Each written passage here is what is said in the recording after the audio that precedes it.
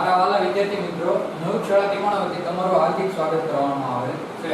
Acid base અને ક્ષાર નામના પાઠની અંદર આપણે આગળ જોઈ ગયા કે એસિડ અને બેઝમાં પ્રબળ કોણ છે, એની અંદર શું સમાનતા છે.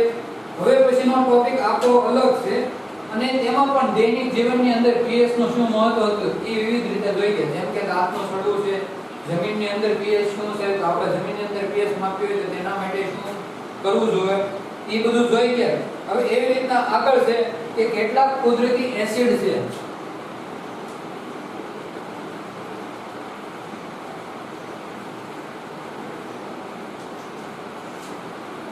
કે આ કુદરતી એસિડ એની અંદર કયો એસિડ રહેલો છે. ધારો કે કુદરતી કોઈ પણ આકારનો સ્ત્રોત છે તો એની અંદર કયો એસિડ છે, તો કુદરતી એસિડ એમાં કયું છે, પેલું કુદરતી સ્ત્રોત.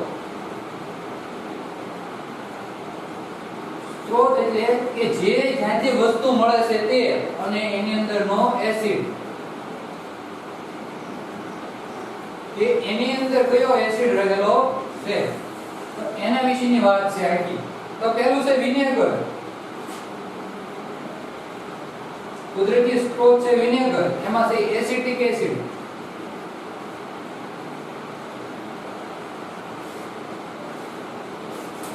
યાદ રાખવાનું, કુદરતી સ્ત્રોત કયો વિનેગર, એની અંદર કયો એસિડ હોય, એસિટિક એસિડ હોય છે. જ્યારે સંતૃપ્ત એમાં સાઇટ્રિક એસિડ.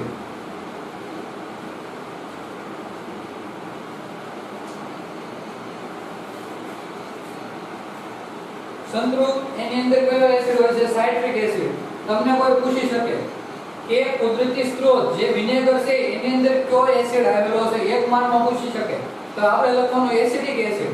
સંતૃપ્ત છે એની અંદર સાઇટ્રિક એસિડ, પછી બીજું છે આમ્લીય, એમાં છે ટાર્ટરિક એસિડ.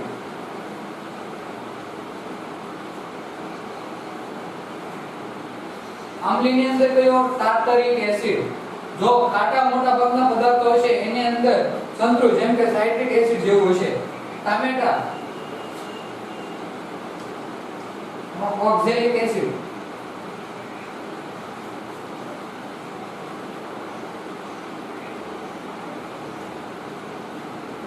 ટમેટા હોય અથવા તો ટામેટા હોય એની અંદર કયો હોય, ઓક્ઝેલિક એસિડ રહેલો હોય છે.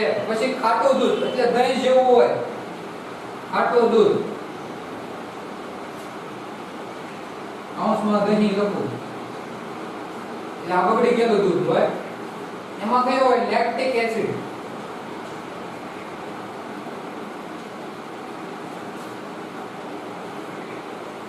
કયો, લેક્ટિક એસિડ. જે ખાટું દૂધ આપણે મેળવણ કરેલું હોય, આ મેળવણ કરેલું દૂધ એટલે શું કહેવાય, દહીં. તો એની અંદર કયો હોય એસિડ, લેક્ટિક એસિડ રહેલો હોય છે. લીંબુ સાઇટ્રિક એસિડ.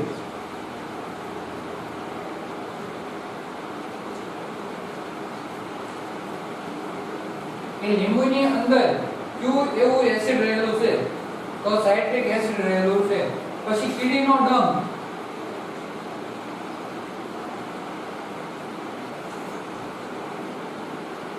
એની અંદર છે મિથેનોઇક એસિડ.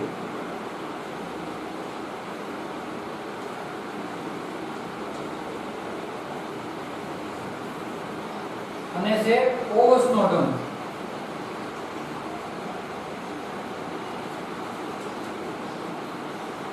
એમાં છે મિથેનોઇક એસિડ ઈ. જો આ મિથેનોઇક એસિડના કારણે તે આપણને ધારો કે કીડી અથવા તો મધમાખી છે અથવા તો કોષ આ જે છે એ આપણને ડંખ મારે છે, એના કારણે આપણા શરીરની અંદર શું થાય છે, બળતરા ઉત્પન્ન થાય છે. કયો એસિડ હોવાના કારણે, મિથેનોઇક એસિડ હોવાના કારણે. એટલે કે આપણને જે જગ્યાએ કીડી કરડી હોય એ જગ્યાએ શું થાય કે બળતરા ઉત્પન્ન થાય છે. એટલે આપણે શું કર્યું, એક જગ્યાએ ખંજોળવી છે. તો યાદ રાખવાનું, કુદરતી સ્ત્રોત અને એની અંદર મળતા એસિડ. ધારો કે વિનેગર તો એમાં એસિટિક એસિડ, સંતૃપ્ત તો સાઇટ્રિક એસિડ, આમ્લીય તો ટાર્ટરિક એસિડ, ટામેટા તો ઓક્ઝેલિક એસિડ, ખાટું દૂધ તો લેક્ટિક એસિડ, લીંબુ તો સાઇટ્રિક એસિડ, કીડીનો ડંખ તો મિથેનોઇક એસિડ અને ઓવસનો ડંખ તો એની અંદર પણ મિથેનોઇક એસિડ રહેલા હોય છે.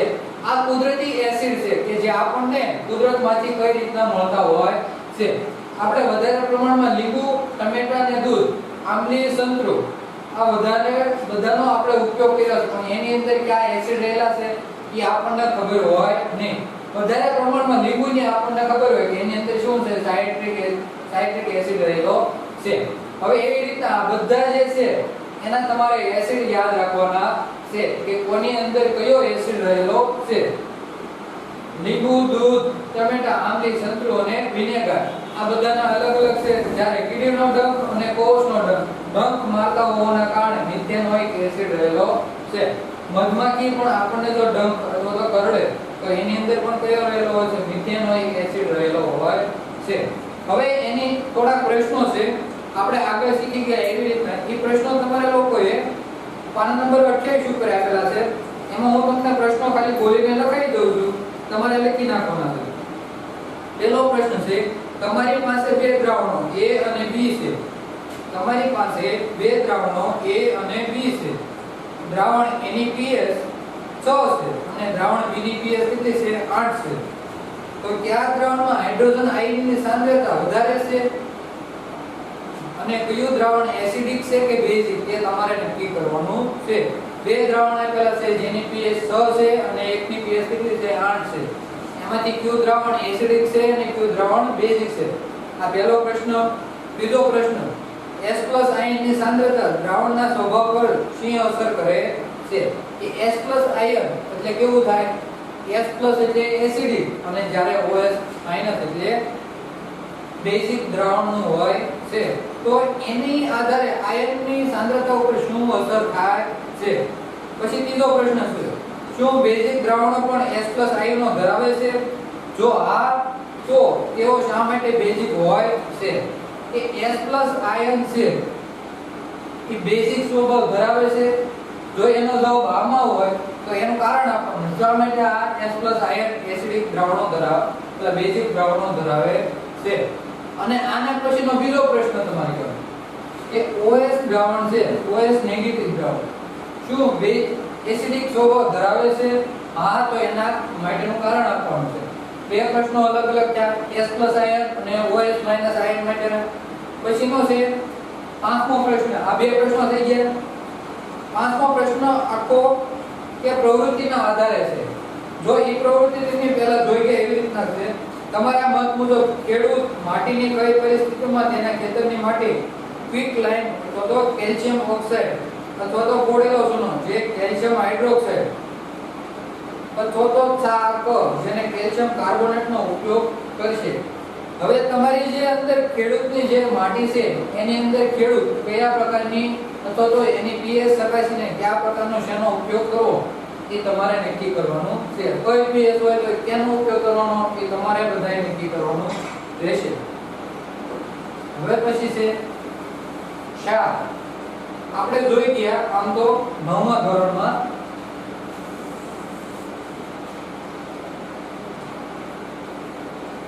તો ક્રમમાં આવતું રહેશે એસિડ અને બેઝ. આ બંનેની માહિતી આવી ગઈ. હવે ત્રીજો પાઠને અનુલક્ષીને કયું છે, ક્ષાર.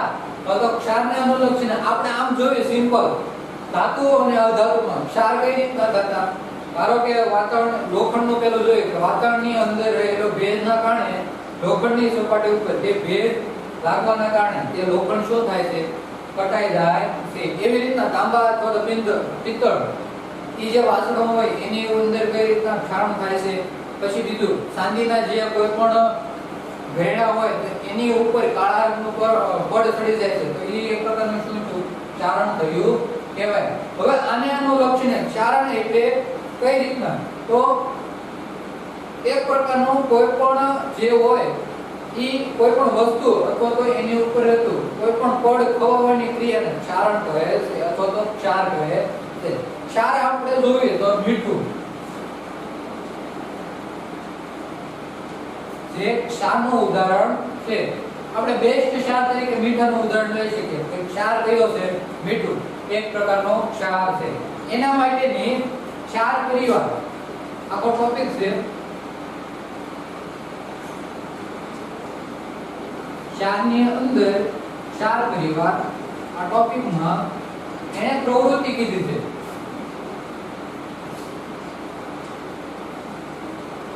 આ પ્રવૃત્તિમાં કઈ રીતના કીધા, જો એને અમુક પ્રકારના ક્ષારના સૂત્રો લખવાના કીધા. ક્ષારના સૂત્રો લખો.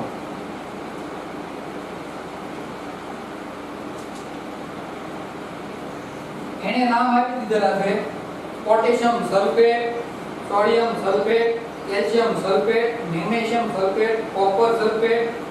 આ બધા કેવા છે? સલ્ફેટના. પોટેશિયમ, કેલ્શિયમ, પછી છે સોડિયમ અને મેગ્નેશિયમ. બધા કેવા? Sulphate. Potassium sulphate, calcium sulphate, sodium sulphate અને મેગ્નેશિયમ સલ્ફેટ. પછી છે sodium chloride, sodium chloride, sodium nitrate, તો ક્લોરાઇડ, પછી છે નાઇટ્રેટ, પછી છે સોડિયમ કાર્બોનેટ,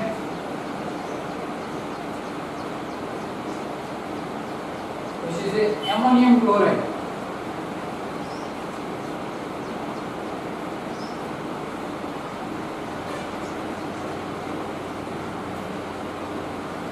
આ એક પ્રકારના ક્ષારક છે બધા. આમાં આપણે એમ નહીં કીધું કે આ એસિડ છે કે આ બેઝ છે. આ આપણે ક્ષાર લીધા છે કે આ બધા કેવા છે? ક્ષાર છે. જો potassium sulphate, calcium sulphate, sodium sulphate, magnesium sulphate, પછી છે sodium chloride, sodium nitrate, sodium carbonate અને એમોનિયમ ક્લોરાઇડ. આ એક પ્રકારના જે ક્ષાર છે એના તમારે શું લખવાના છે? સૂત્રો લખવાના છે. પોટેશિયમ સલ્ફેટ હોય તો KSO4, કેલ્શિયમ સલ્ફેટ હોય તો CaSO4, સોડિયમ સલ્ફેટ હોય તો NaSO4 અથવા Na2SO4, હવે Mg2SO4. એવી રીતના સોડિયમ ક્લોરાઇડ તો NaCl. આ બધા જે આપણને આપેલા છે ક્ષારના ઉદાહરણ, તો એના બધાને તમારે શું લખવાના છે? સૂત્રો લખવાના રહેશે. તો એની બાજુમાં તેના સૂત્ર આમ ડેશ કરીને એના સૂત્રો લખી નાખવાના જે આવતા હોય તે. હવે એને શું કીધું છે? આવા એસિડ તથા બેઝ. હવે આની અંદરથી આપણે પહેલા શું કીધું કે બધા શું છે? ક્ષાર છે. હવે આની અંદરથી એસિડ અને બેઝ એ બેને ઓળખવાના છે. તો એના આધારે આપણને આ ક્ષાર પ્રાપ્ત થયા છે એ આપણે નક્કી કરવાના છે. જો એની અંદર એક એને કીધું છે કે એક સમાન ધન અથવા તો ઋણ મૂલકો ધરાવતા ક્ષાર એક જ પરિવારના કહેવાય. એક સમાન જે ધન અથવા તો ઋણ મૂલકો, કાં તો એક સમાન સોડિયમ હોય તો Na+, તો એક સમાન ક્ષાર ધરાવતા, એટલે સલ્ફેટ હોય તો SO4-2, સોડિયમ હોય તો Na+1. એવી રીતના શું કીધું? ધન અથવા તો ઋણ મૂલકો ધરાવતા હોય તે એક જ પરિવારના હોય છે. એને એક ઉદાહરણ આપ્યું છે NaCl, ને KCl. આ એક જ પરિવારના કહી શકાય. શા માટે? એને એવું લીધું છે કે Na+ હોય જ્યારે Cl- હોય, K+ હોય જ્યારે Cl- હોય. આમાં જો જે આ ધાતુ છે Na+ અને K+, આ બંને ધાતુ ભલે અલગ છે પણ પાછળના જે ક્લોરીન છે એ કેવા છે? અધાતુ હોવાના કારણે સમાન છે. તો આ બંને કયા સમૂહની અથવા તો કયા પરિવારની કહી શકાય? ક્લોરીન પરિવારની કહી શકાય. તો આ એક થયું. પછી એવી રીતના અલગ અલગ આપણને એમ કીધું કે NaCl અને Na2SO4. મેં કયું કીધું તો સોડિયમ સલ્ફેટ, Na2SO4 અને સોડિયમ ક્લોરાઇડ NaCl. હવે આ પણ આ કયા સમૂહની થશે? તો આમાં Na અને આમાં પણ Na. તો આ સોડિયમ સમૂહના પરિવારની થાય છે આ બંને ધાતુ. તો આના આધારે તમારે કહેવાનું કે કઈ ધાતુ અથવા તો કયો આખી જે સૂત્ર લખ્યું છે કયો ક્ષાર એ કયા સમૂહનો છે? ધારો કે પોટેશિયમ સલ્ફેટ અને હું એમ કહું કે મેગ્નેશિયમ સલ્ફેટ, આ બંને કયા સમૂહની થશે? સલ્ફેટના સમૂહની થાય છે. હવે એવી રીતના સોડિયમ ક્લોરાઇડ લઉં અને એમોનિયમ ક્લોરાઇડ લઉં, આ બંને કયા સમૂહની થશે? કે કયા પરિવારની થાય? ક્લોરાઇડ ના પરિવારની થાય છે. હવે સોડિયમ નાઇટ્રેટ અને સોડિયમ સલ્ફેટ તો આ બંને સોડિયમના પરિવારની થાય છે. તો આ પ્રવૃત્તિના આધારે તમારે એનો ક્ષારના પરિવાર, તો આપણે શું નક્કી કરવાનો કે ક્ષારનો પરિવાર કયો છે આ નક્કી જો. એની પછીની એક પ્રવૃત્તિ છે કે ક્ષારની pH.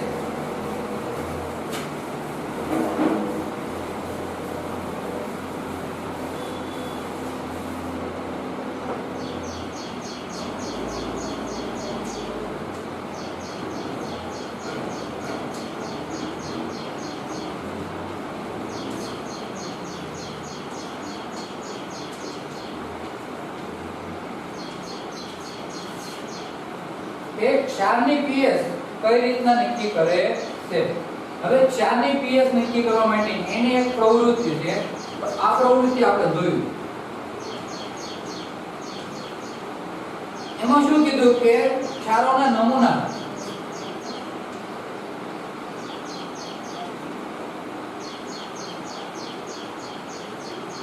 એકત્ર કરેલા છે.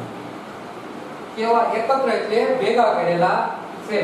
કે આ પ્રવૃત્તિની અંદર ક્ષારના નમૂના એકત્ર એટલે ભેગા કરેલા છે. એની અંદર કયા કયા છે? Sodium chloride, potassium nitrate, ammonium chloride, zinc sulphate, copper sulphate, sodium acetate, sodium carbonate અને સોડિયમ હાઇડ્રોજન કાર્બોનેટ. આ અલગ અલગ પ્રકારના ક્ષાર એને શું કર્યા છે? નમૂના એકત્ર કર્યા છે. પછી આ જે નમૂના છે એને શું કરવાનું? પાણીની અંદર ઓગાળવાનું. કે આ જે ક્ષારના નમૂના મેં લીધા એકત્ર કરેલા અલગ અલગ પાણીની અંદર તેને શું કરવાના છે? ઓગાળવાના છે. હવે પછી લિટમસ પેપર પર આને લિટમસ પેપરની મદદથી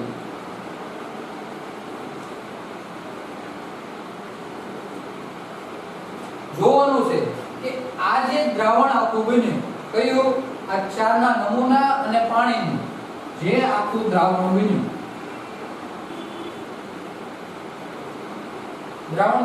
એની અંદર pH એટલે લિટમસ પેપર મૂકતા તે શું એસિડિક છે કે બેઝિક?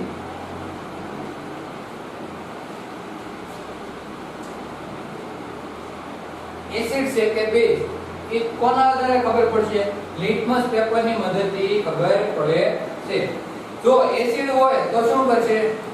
ભૂરા લિટમસ પેપરને લાલ બનાવશે. જ્યારે બેઝ હશે તો શું કરશે? લાલ લિટમસ પેપરને કેવું બનાવશે? ભૂરું બનાવશે. હવે આ તો થઈ ગયું એસિડ ને બેઝ ના આધારે એના શું કહેવાય? લિટમસ પેપરની મદદથી એ નક્કી કર્યા. હવે pH માપક્રમ આ નક્કી થઈ ગયું કે એસિડ છે કે બેઝ. જો એસિડ હશે તો આખી સ્કેલ pH માપક્રમની આવી રીતના હતી કે આખી સ્કેલમાં 0 થી 7 અને 7 થી 14 આ છે એસિડિક અને આ છે બેઝિક અને આ ટોટલ.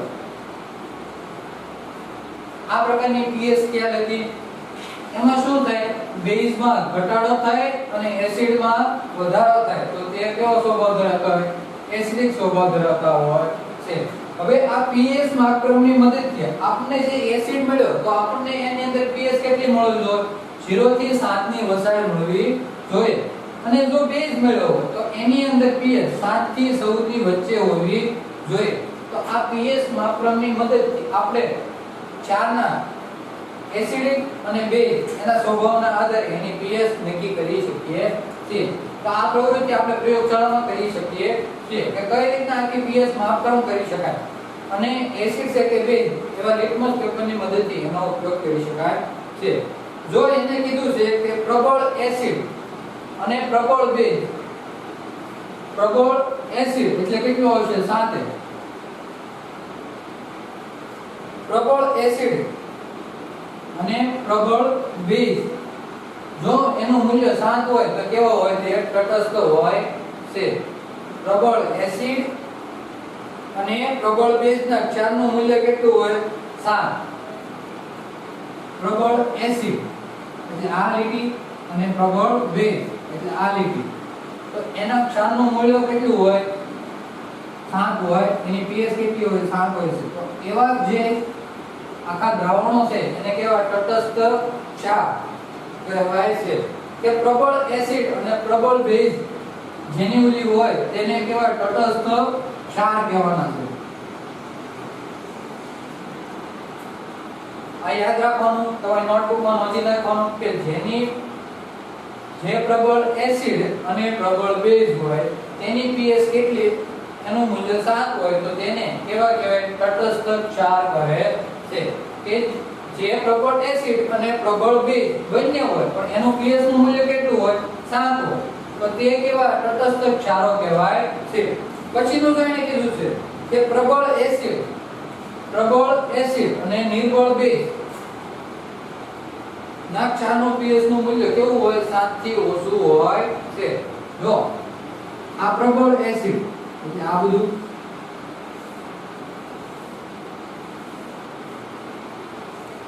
અને નિર્બળ બેઝ આ બેઝ છે પણ કેવો છે આયન પાવતા શું થાય એસિડ નું પ્રમાણ વધતું જાય છે પણ બેઝ નું પ્રમાણ કેવું હોય ઘટતું હોય છે. તો આવા જે હોય તો એસિડિક ક્ષારો કહેવામાં આવે છે કે જેની pH 7 થી ઓછી હોય છે.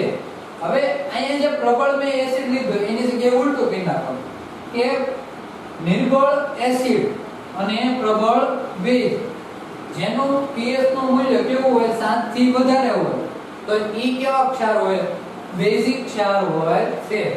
આ એસિડિક ક્ષાર ઓલા બેઝિક ક્ષાર અને આ તટસ્થ ક્ષાર હોય છે. આ pH ની મદદથી આપણે કહી શકીએ કે ક્ષાર કયા એસિડિક ક્ષાર છે કયા છે બેઝિક ક્ષાર છે અને કયા તટસ્થ ક્ષાર છે. તો આ યાદ રાખવાનું થઈ ગયું. એનું જો એક કોષ્ટક આપેલું છે એ કોષ્ટકની અંદર ક્ષાર એટલે ક્ષારનું નામ લખવાનું છે પછી એની pH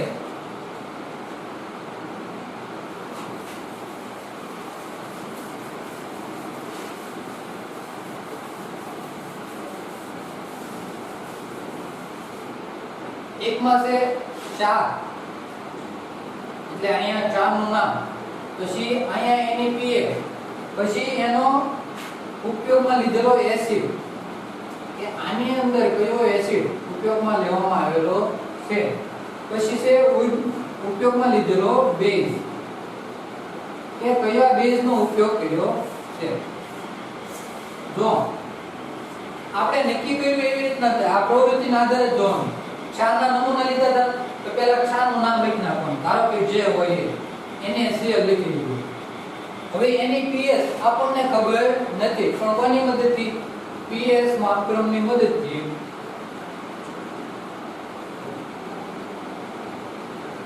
શું કરવાની નક્કી કરવાની હોય છે.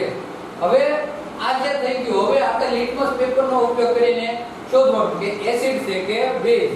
હવે જો NaCl નો જે ક્ષાર છે એની અંદર પાણી નાખીને શું કરવાનું ઓગાળી નાખવાનું છે.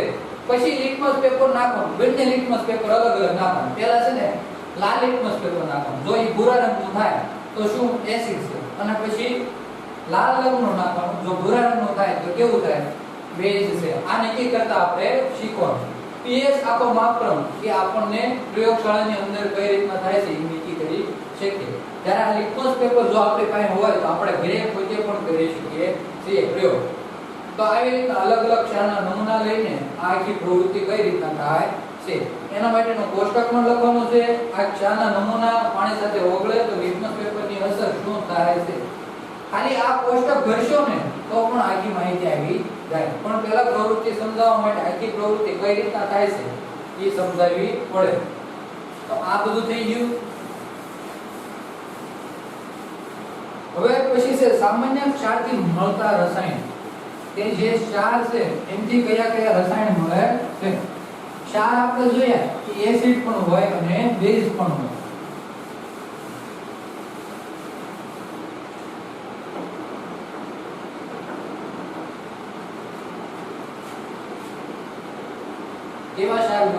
સામાન્ય.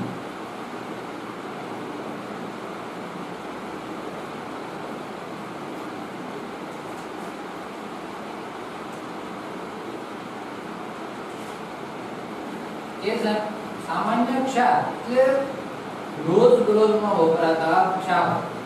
એના કારણે કેવા રસાયણો મળે છે એ આપણે જોવાનું છે.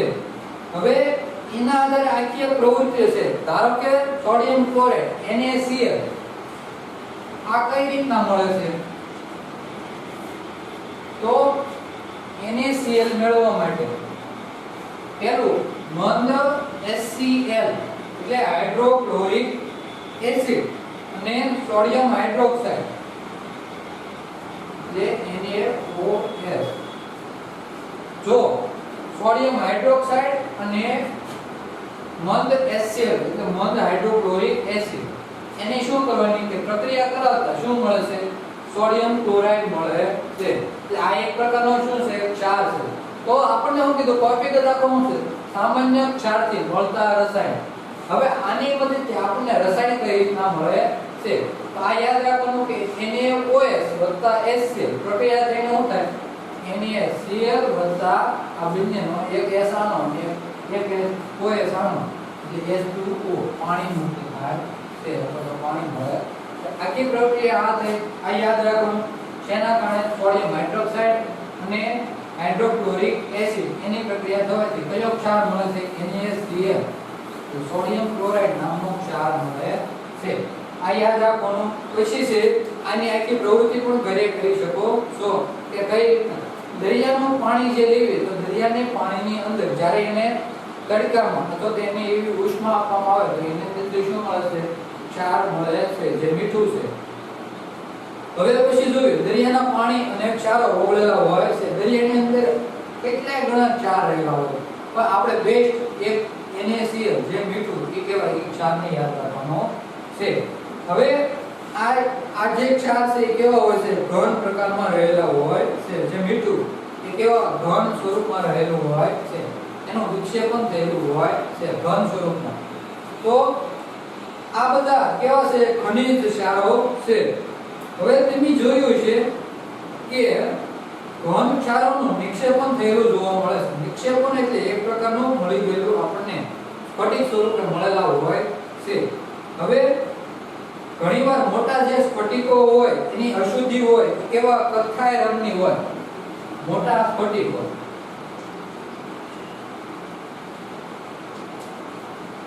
પણ એ કેવા કથ્થાઈ રંગના.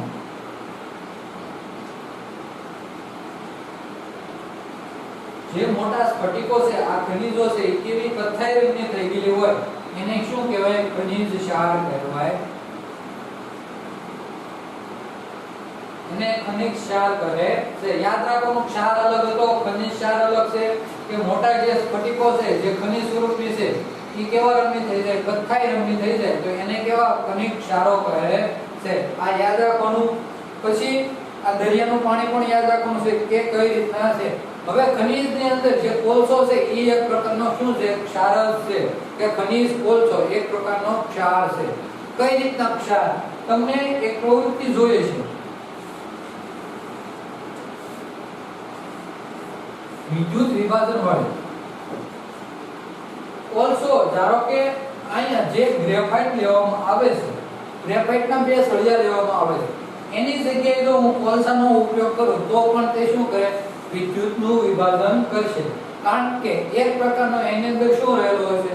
ક્ષાર રહેલો હોવાના કારણે તે શું કરે? વિદ્યુતનું વહન કરે છે. તો આ કોલસો પણ એવી રીતના હોય છે.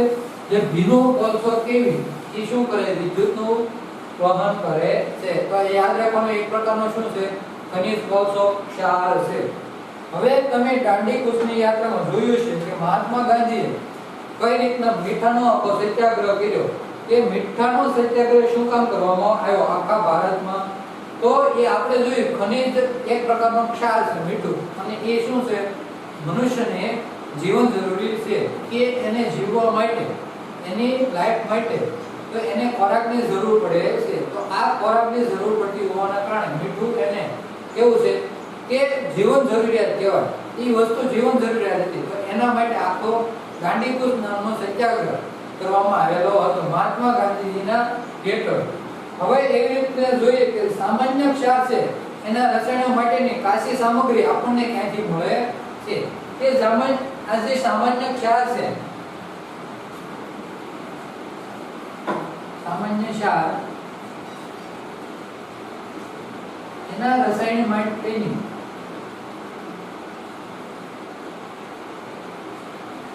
એવી કાચી સામગ્રી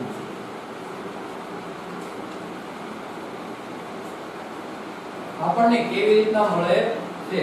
તો જો એની અંદર કીધેલું છે દૈનિક જીવનમાં એટલે પ્રાપ્ત થયેલો ક્ષાર દૈનિક જીવનમાં ઉપયોગમાં લઈને પદાર્થો જેવા કે સોડિયમ ક્લોરાઇડ એટલે મીઠું, બેકિંગ સોડા, પછી washing soda, baking soda, washing soda, bleaching powder.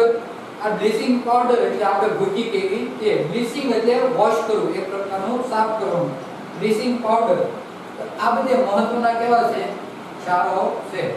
તમે ખાવાનો સોડાનો ઉપયોગ કરતા હો કે ધોવાનો સોડાનો ઉપયોગ કરતા હો, તો આ જે ધોવાનો સોડા અને ખાવાનો સોડા આ બંને છે એક પ્રકારના શું છે? ક્ષાર છે.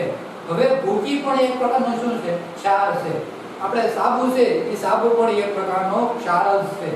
તો એની મદદથી આપણે એની બનાવટ કેવી રીતના ઉપયોગમાં લઈ શકીએ છીએ? પેલું છે સોડિયમ હાઇડ્રોક્સાઇડ.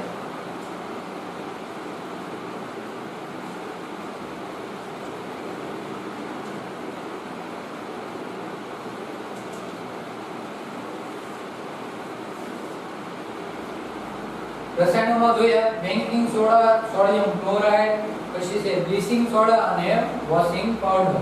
હવે એની અંદર જોઈએ કે સોડિયમ ક્લોરાઇડ, તો આપણને સોડિયમ ક્લોરાઇડ કઈ રીતના આખો અથવા તો સોડિયમ હાઇડ્રોક્સાઇડ એ આપણને કઈ રીતના મદદરૂપ કરે છે?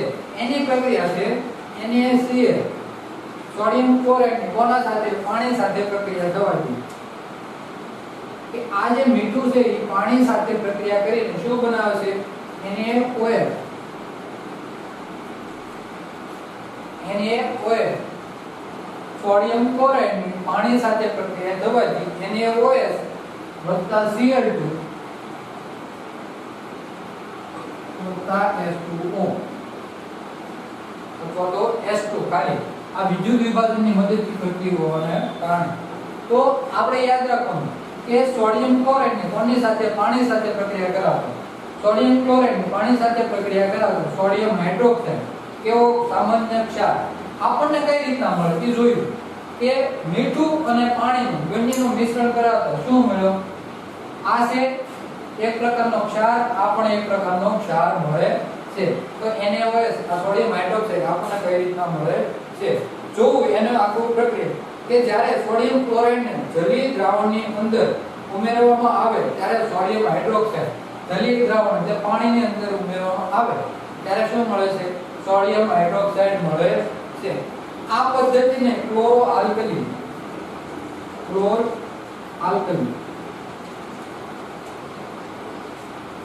આ પદ્ધતિને કેવી કહેવાય? ક્લોર આલ્કલી પદ્ધતિ કહેવામાં આવે છે અથવા તો આખી પ્રક્રિયા કહેવામાં આવે છે. આ યાદ રાખવાનું, ક્લોર એટલે ક્લોરીન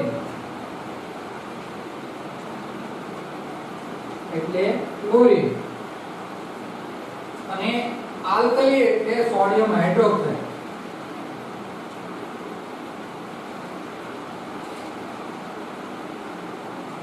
સોડિયમ હાઇડ્રોક્સાઇડ. ક્લોર એટલે ક્લોરીન અને આલ્કલી એટલે સોડિયમ હાઇડ્રોક્સાઇડ. આ કેવી રીતના મેળવવામાં આવે છે એ જોયું. હવે આખી વિદ્યુત વિભાજનની પદ્ધતિ મેં તમને કીધું એમ સિમ્પલ જોઈ લઈએ. આમના ઉપર ચલી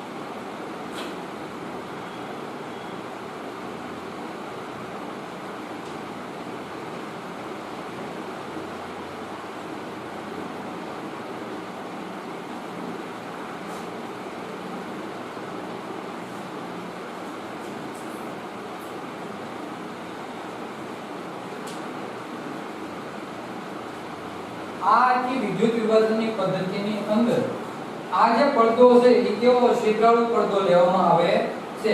એનું કારણ છે કે આયનપાઈનની સાઈડનું દ્રાવણ અલગ છે અને આયનપાઈનની સાઈડનું પણ દ્રાવણ અલગ રહે છે. એનું માટે હવે વિદ્યુત વિભાજનની આખી પ્રક્રિયા કરાવી. જો આ શીતળાળુ પડદો લેવામાં ન આવે અને આખો પાત્ર બેને બાજુથી ભાગ કરી દેવામાં આવે તો વિદ્યુત વિભાજનની પ્રક્રિયા થાય નહીં. એટલા માટે ત્યાં શીતળાળુ પડદો લેવામાં આવે છે કે વિદ્યુત વિભાજનની પદ્ધતિ થાય તો એની અંદર કયા પ્રકારના કઈ સાઈડ કયું તત્વ જાય છે.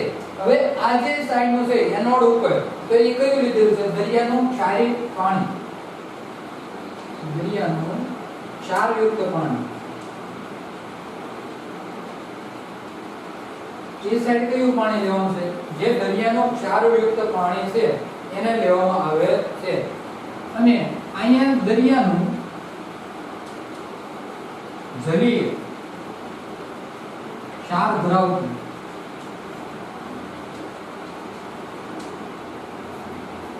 જે દરિયાનું જલીય ક્ષાર ધરાવતું દ્રાવણ લેવામાં આવે છે. જલીય એટલે મીન્સ કે એની અંદર જે તત્વો ઓગળી ગયેલા છે ઈ, તો એની અંદર કયા કયા આવશે? એક તો બ્રિજ દૂર કરવાનો અથવા તો સાબુ જે છે ઈ, અથવા તો પ્રક્ષાલકો. પ્રક્ષાલકો આખી સાબુની બનાવટ માટે જે આપણે ઉપયોગ કરીએ છીએ એ પ્રક્ષાલકો જે આગળ આપણે જોઈશું કે સાબુમાં જે બનાવટ થાય છે તો એની અંદર આપણે કપડાં ધોઈએ છીએ તો એ પ્રક્ષાલકો કઈ રીતના આપણને મદદ કરે છે. તો એ પછી કાગળની બનાવટ અને કૃત્રિમ રેસા આ વગેરે કેવા છે? દરિયાના જલીય ક્ષાર ધરાવતા છે કે એની અંદર કઈ રીતના પાણીનો ઉપયોગ થયેલો છે. એની એક સાઈડ રાખવાનું એક ક્ષારયુક્ત પાણી જલીય અને આ દરિયાનું જે ક્ષાર છે એનું પાણી એનોડ બાજુનું ઓલું કેથોડ બાજુ.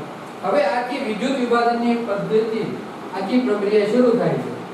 અહીંયા જે છે Cl2 વાયુ અને અહીંયા છે H2 વાયુ ઉત્પન્ન થાય છે. તો આ આખું પાત્ર છે ઉપરથી પેક છે અને નીચેથી પણ પેક છે. તો આવી રીતના અલગ અલગ આપણને એક બાજુ છે Cl2 વાયુ અને એક બાજુ છે હાઇડ્રોજન વાયુ મળે છે. તો યાદ રાખવાનું કે સોડિયમ હાઇડ્રોક્સાઇડ એની પ્રક્રિયા આખી વિદ્યુત વિભાજનની મદદથી કઈ રીતના કયા વાયુ મળે છે. તો હવે એટલું જોયું પછી